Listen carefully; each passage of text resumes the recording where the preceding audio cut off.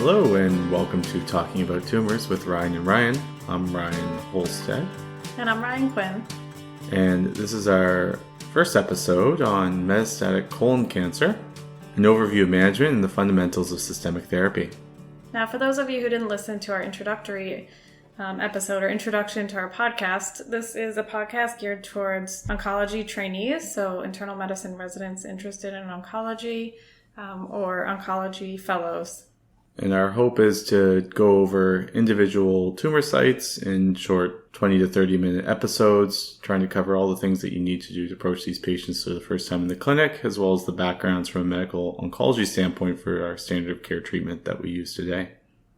So our first episodes will be on colon cancer, and we're going to talk initially about just the general background of metastatic colon cancer, followed up by some of the newer targeted agents, and then we'll move into localized therapy. Colon cancer is a pretty bread and butter topic for oncology. It's the third most common cancer in men and women, so you'll see it very frequently in clinic. This disease can have quite variable presentations, and you will see patients coming into clinic in many different ways. They may be asymptomatic, just having found metastatic disease at the time of staging for a new localized disease. They may have recurrence at the time of during surveillance imaging. This disease may be solitary and just involving a few hepatic nodules, or might be much more pronounced, and people can have obstruction if the disease is involving the colon. They may be presenting with severe hematochezia and anemia requiring hospitalization. And in those sorts of patients, we might even have to manage the presenting symptoms prior to even talking about how to deal with this from a chemotherapy standpoint. And some patients might even present with the worst overall, which would be peritoneal disease, which portends the worst prognosis. So we'll get more into staging when we talk about localized colon cancer in the next episode. But for our purposes for today, metastatic colon cancer is all considered stage 4. 4A is metastatic colon cancer with just one site of metastasis. 4B is 2 sites. And then 4C is peritoneal disease, which portends the worst prognosis. All right, so briefly on the approach to a patient. Let's say a patient comes into your clinic. They have a colonic mass. They get imaged with a CT scan, which shows some liver lesions. What are the first steps that we would do there? So as with all cancers, we want a biopsy to confirm the diagnosis. So we typically want to get a metastatic disease site and biopsy that site to make sure that it is metastatic colon cancer. When you look at the pathology report, you'll classically see colon adenocarcinoma, which is the most common, and it's CK7 negative and CK20 positive. Yeah, that CK7 negative and CK20 positive are those histological stains that our pathologists will report out. And this is relevant because sometimes you'll just see a hepatic mass and it'll be adenocarcinoma. And the question is, where did it begin? Because where it began will determine how we treat. And that pattern is very unique for colon cancer and will help differentiate from some of the other cancers we'll talk about later. So for staging imaging, we typically get a CAT scan of the chest, abdomen, and pelvis. In the US, we love our PET CTs. However, there's kind of a limited role for PET CT in metastatic colon cancer. Liver or MRI is more relevant. So as we know in CT scans of the abdomen, sometimes liver lesions are difficult to tell what they are. So getting an MRI of the liver may help clarify if it's metastatic disease versus a cyst or hemangioma. When the disease is limited, what we would call oligometastatic disease, so just involving one site or 2 sites, usually we'll see this in the liver. The first thought is, can we treat this surgically? So in colon cancer, there is long-term survival benefits for patients with minimum disease who have the entirety of the disease resected. So they may have their primary tumor in the colon resected, followed by the liver lesion resected. This is not the case with all cancers, but it's important to know and often ends up being a common discussion during our tumor board multidisciplinary meetings. This is a high-yield topic that could appear as a board question. You'll see a patient that has a very good performance status with a colon mass and just one mass in the liver, or a few masses just in one lobe of the liver. And for these patients, the choice will be to resect the liver mass as well as the colon mass, because outcomes in these patients can be good and you can achieve cure in some of these patients. Let's say the patient has more extensive disease, though, or they're not a surgical candidate. Then we're going to be talking primarily that this is a chemotherapy-based treatment. The first question you would ask yourself before treating these patients are they able to tolerate chemotherapy? And we typically use the ECOG status as our litmus test in medical oncology.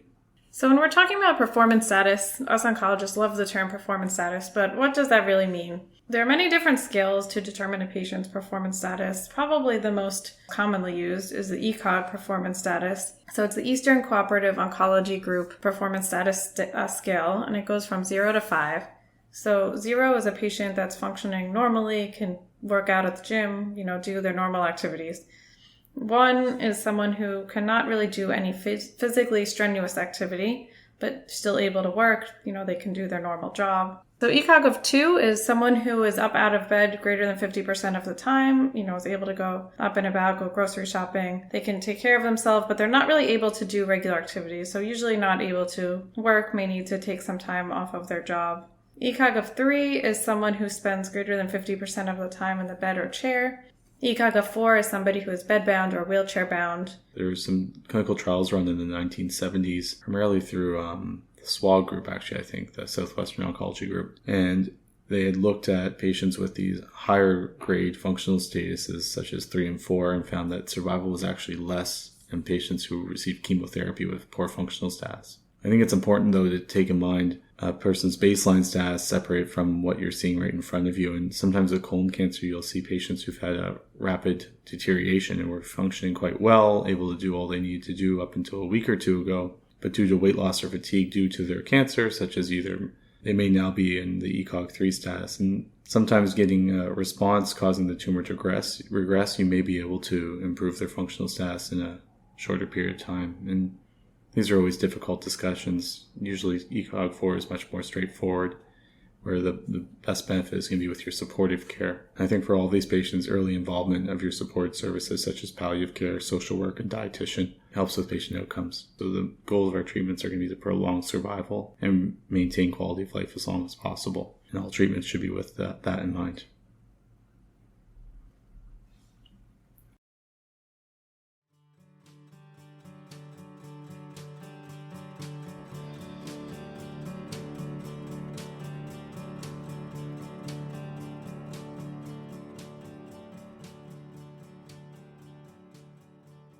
Okay, so moving into the systemic therapy options for metastatic colon cancer, the bread and butter backbone in the treatment that's been part of care since the 1970s, and we have not seemed to find any better alternative to date, is 5-fluorouracil, or 5-FU. This is a really interesting chemotherapy, and I've seen it described as one molecule with 2 mechanisms of action. For those interested in a more detailed discussion on this drug itself, as well as capecitabine, there's some great conversations in the Oncol podcast. It's a pyrimidine analog, and it interferes with the synthesis of new DNA molecules via blockage of thymidylate synthetase, and also has some direct DNA incorporation effects. So the way that we administer it may balance how much of either the DNA or thymidylate synthetase action takes place. And you'll hear about when we talk about our different ways of administering 5-FU is either a bolus or an infusion. This may be given as a bolus, which is as a high-dose short-term infusion, or as an infusion, which can be given in 24-hour increments, usually in modern regimens as a 48-hour infusion. Now, the 2 different mechanism of actions also means that there's 2 different toxicity profiles for 5-FU. For the bolus infusion, there is a higher rate of myelosuppression and mucositis. So if you have somebody that has issues with cytopenias, you can always consider taking out the bolus of 5-FU. For the infusion of 5-FU, common side effects that we see are rash, photosensitivity, and occasionally cardiac vasospasm. Yeah, and I think that photosensitive rash is a good one to keep in mind. Where I was in Canada, people really like to soak up the sun in the summer because we don't get much of it for the rest of the year. And it was always important to remind them to make sure they have all their skin covered, wide-brimmed hats, long-sleeve shirts. It can cause quite a sunburn when people are exposed. There was great interest in the 5-FU going through the 1970s after it was initially developed. But it wasn't until 1989 that we were able to develop a regimen that did show initial survival benefits. And this is what is now known as the Mayo Clinic regimen. And this was given a bolus of 5-FU for 5 days straight on an every 28-day cycle. This Mayo Clinic regimen was given with leucovorin, which helps increase the efficacy of the thymidylate synthetase inhibition. And in this trial, they found that the survival was increased from 7.7 months with 5-FU alone to 12 months with the 5-FU and leucovorin regimen. As we mentioned, there are a lot tougher toxicities with the bolus, and this was a relatively toxic regimen, especially with the myelosuppression and mucositis, requiring hospitalizations for infection as well as a lot of IV hydration as well. In the subsequent years, additional trials were run to try to balance out toxicity and efficacy. And in 1997, de Gremont and colleagues compared their regimen, which was using a basal bolus regimen, which is similar to what we use today. And this was a combination of both a lower dose of a basal 5-FU and then a lower dose of a bolus 5-FU, followed by a basal regimen given for 48 hours. And this was repeated every 2 weeks. They found compared to the Mayo Clinic regimen, they had similar survival, but increased the chance of response from 15% to 30%, increased progression-free survival, and had significantly decreased toxicity. And that's why most of the common modern-day regimens use this basal-bolus combination. When we say progression-free survival, because this comes up a lot in talking about oncology clinical trials, there are numerous different endpoints that different studies use. Our goal is to make patients live longer, live better. So really overall survival is the endpoint that is preferred, and that's the time from randomization in the trial to the time of death. Now, what many trials have done is looking at progression-free survival, which is the time from randomization on the study to the time of disease progression or death. This is a composite endpoint that is based primarily upon what we see on CT scans. So typically in these studies looking at PFS, when you look at the curves, it's more of like a staircase or stepwise fashion. So when they do the CTs at certain time points, you'll see a certain amount of patients fall off the curve. Clinical trial investigators find this a useful endpoint for them as it has increased number of events, and as we'll get into it another time, increased number of events reduces the number of patients you need and the quicker to completing a clinical trial to find efficacy. Always the question is progression-free survival always a surrogate for overall survival? And in some cancers, we have been able to show that in a clinical trial setting. Not always is progression-free survival a true surrogate marker of the outcomes that we care about and what our patients care about. So it's always important to discuss this with your patient, especially if a regimen increases the progression-free survival, but not the overall survival. So occasionally you'll have a patient who you start on a 5-FU-based regimen, and the patient will have horrible side effects, severe diarrhea, mucositis, nausea, neurological changes such as ataxia, altered mental status, cardiotoxicity, so chest pain, severe coronary vasospasm, severe rash, photosensitivity, what we call hand-foot syndrome. This is classic for a deficiency called DPD deficiency. So DPD is dihydropyrimidine dehydrogenase, and this is the enzyme that metabolizes 5-FU. So you can imagine that if you have a deficiency in this enzyme, then 5-FU is hanging around a lot longer, and you'll have severe toxicities. This is not very common. Estimates have put this at less than 10% of patients. This is typically in European series. So again, not very common, but if you have somebody who has severe side effects, you would want to make sure that you check for DPD. One last thing just on the topic of 5-fluorouracil and its analogs. We'll also be talking at times about a drug called capecitabine, which is an oral equivalent. Usually when we talk about 5-FU given as a every 2-week basal bolus regimen, this is relatively equivalent to giving capecitabine. Toxicities are slightly different. Capecitabine is more likely to cause diarrhea, more likely to cause hand-foot syndrome, and you have to keep in mind certain drug interactions such as PPI use and renal dysfunction, but otherwise we can continue to consider those relatively equivalent. Yeah, so as far as renal dysfunction, it's really contraindicated to use capecitabine in someone who has a creatinine clearance less than 30. Moving on from 5-FU, many of you who have already treated colon cancer or are aware of the disease know that often we are now using doublet regimens, the so-called FOLFOX or FOLFIRI, which are named for containing a 5-FU and leucovorin, which would be the FOL as a bolus, and then 5-FU alone, which is the component, as well as a secondary drug, which may be either oxaliplatin or irinotecan. So getting into FOLFOX, which again is 5-FU, bolus, infusional, and oxaliplatin. Talking about oxaliplatin, so oxaliplatin is a platinum agent similar to cisplatin, however, has less ototoxicity, nephrotoxicity, requires much less IV fluid for people who are familiar with cisplatin. One of the major toxicities, which is unique to oxaliplatin, is neuropathy. Cold neuropathy. So these patients have to make sure that they avoid the colds the day of the infusion and subsequently after that. They can become very sensitive to cold. So even things like reaching into the refrigerator to get something as soon as they leave the infusion center in the winter, make sure that, all their skin is covered. Getting into irinotecan, which is our other agent that we use. So irinotecan is a topoisomerase inhibitor. And the major side effects of irinotecan is diarrhea. And you want to make sure that when you start them on this, they have a script for Imodium or loperamide to go home with.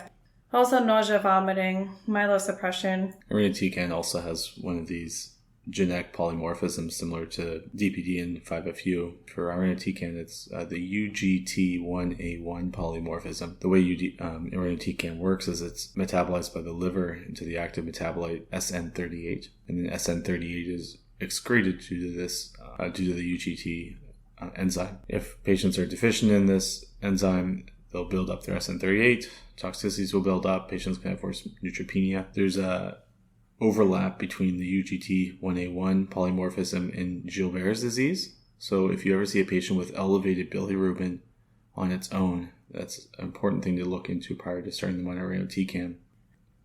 All right, so the doublet agents are what we now use as the standard of care, although it's really difficult going through the evidence to kind of see how that's come to be. And part of the reason is there's been different regimens over the years of using 5FU, and in a similar manner, there's been different combination regimens. And some of the older trials that brought either irinotecan or oxaliplatin into the double agent regimens were combining it with an outdated 5FU. Modern day FOLFOX and FOLFIRI is using the 5FU basal bolus every 2 weeks.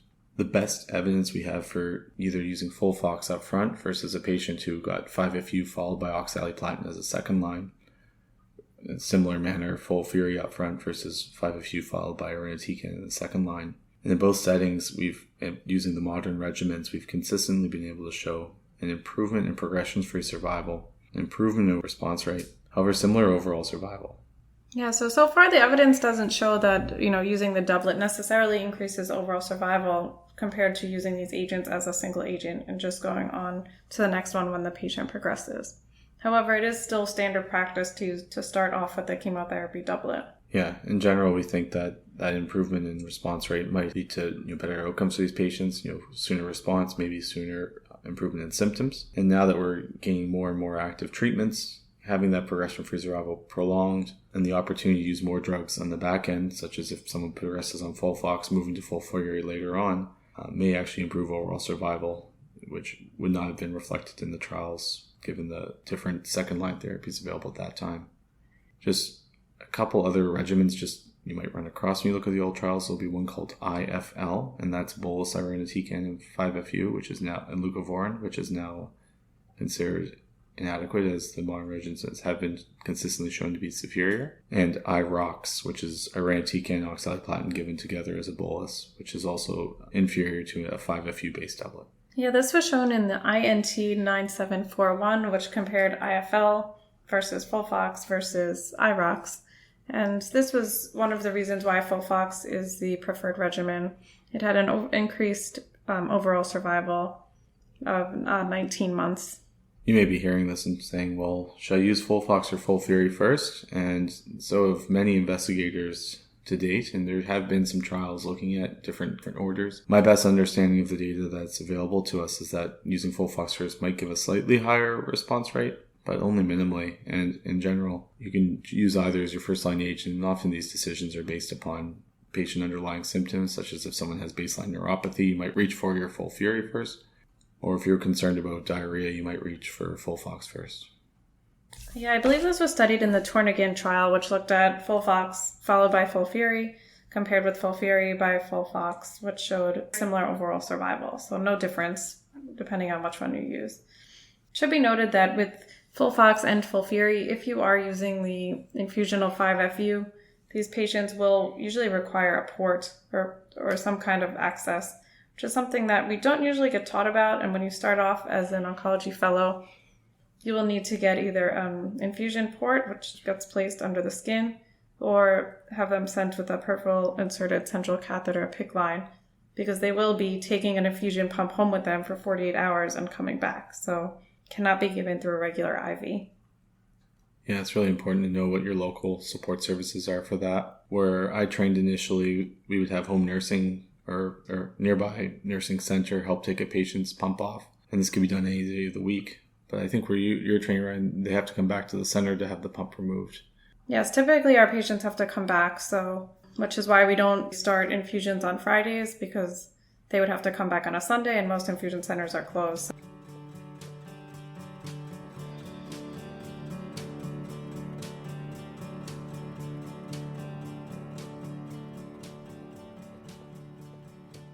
If 2 is a bit better than 1, great question is 3 better than 2? And we have in colon cancer a regimen called FOLFOXIRI.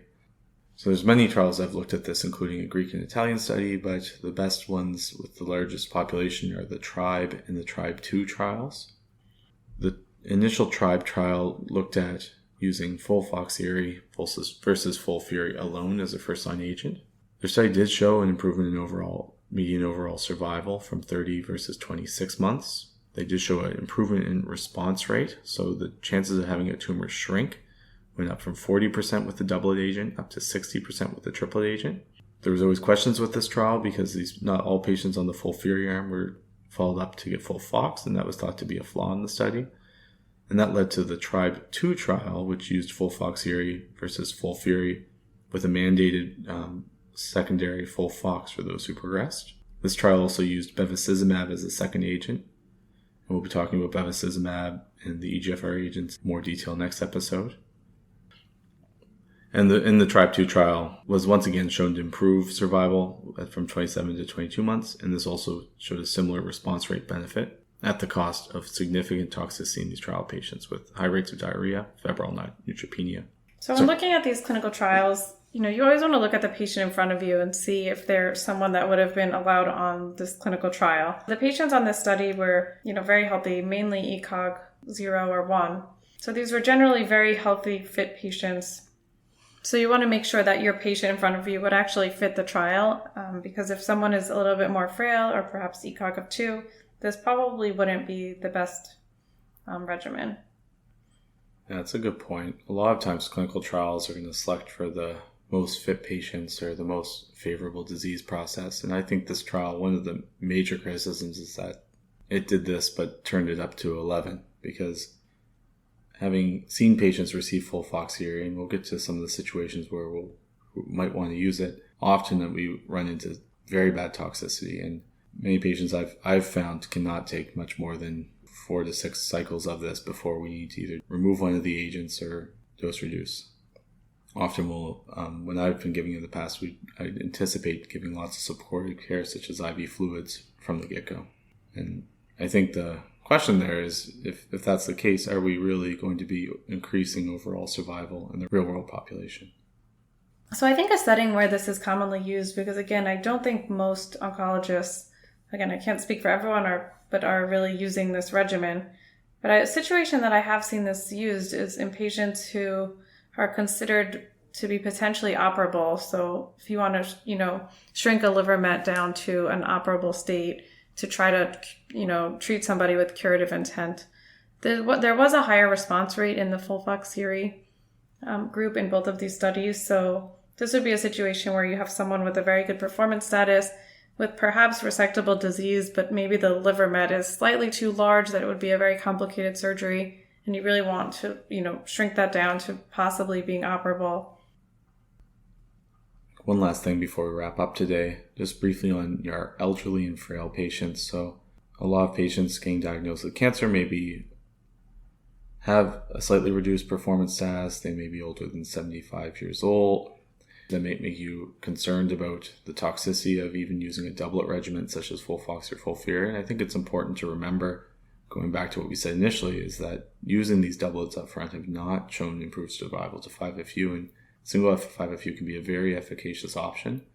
And then you can use those other agents as either second-line agents. And whenever we're dealing with patients who are at risk for treatment toxicity, we want to monitor them closely, be judicious.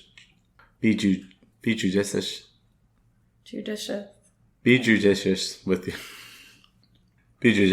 your use of IV hydration, loperamide, and once again, don't forget our support services, palliative care, dietitians, social workers. So I think that's it for our first episode, metastatic colon cancer, first-line treatments and chemotherapy. So next time we'll be talking about the targeted agents and newer treatments for metastatic colon cancer, along with some later line options. So we hope you'll join us for the next episode. Thanks so much for listening.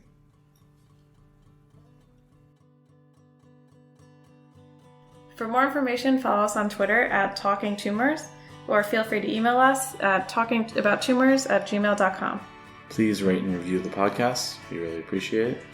And special shout out to our friend John Kim for all of his musical talents. And he is the composer of the music that you're hearing right now. Talking About Tumors is not medical advice. For medical advice, please contact your own healthcare provider. Opinions stated on this podcast are by the Ryan who said it and no one else. We have no financial disclosures, and this is done purely on our own time to the sake of our enjoyment of the field of medical oncology. Thank you for listening, and see you next time.